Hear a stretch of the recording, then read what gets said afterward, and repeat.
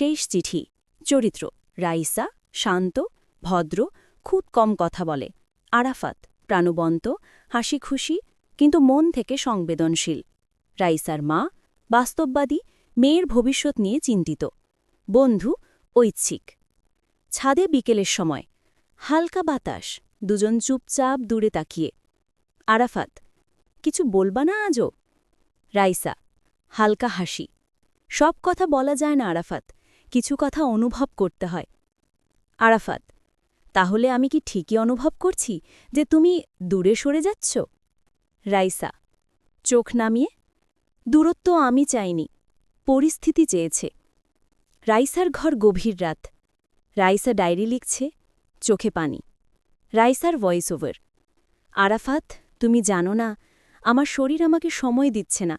Doctor বলেছে হয়তো বেশি দিন পারব না, তাই তোমার হাত ছেড়ে দিচ্ছি এখনই, যাতে তুমি আবার নতুনভাবে হাসতে পারো। পরদিন রাইসার বাড়ি। আরাফাত আসে। রাইসার মা দরজা খুলে কাঁদছেন। আরাফাত: খালা, রাইসা কোথায়? মা কান্না ভেজা চোখে: ও ঢাকার হাসপাতালে, কাল রাতে খুব খারাপ হয়েছিল। আরাফাত: আবেগে ধিনে পড়ে, আমাকে কেন বলেননি? আমি ওর কিছু হলে বাঁচব না। হাসপাতালের বেড। রাইসা দুর্বল, চোখ খুলে আরাফাতকে দেখে হাসে। রাইসা: তুমি এলে? আরাফাত: তোমাকে ফেলে আমি কোথায় যাব? আমি আছি, থাকব, সুস্থ হয়ে আমরা নতুন জীবন শুরু করব। রাইসা হালকা কাঁপা কণ্ঠে: জীবন সবসময় আমাদের মতো হয় না আরাফাত। আরাফাত: তুমি শেষ পর্যন্ত পাশে থাকতে বলো, আমি থাকব, এটুকুই প্রমাণ দাও, হাতটা ধরো।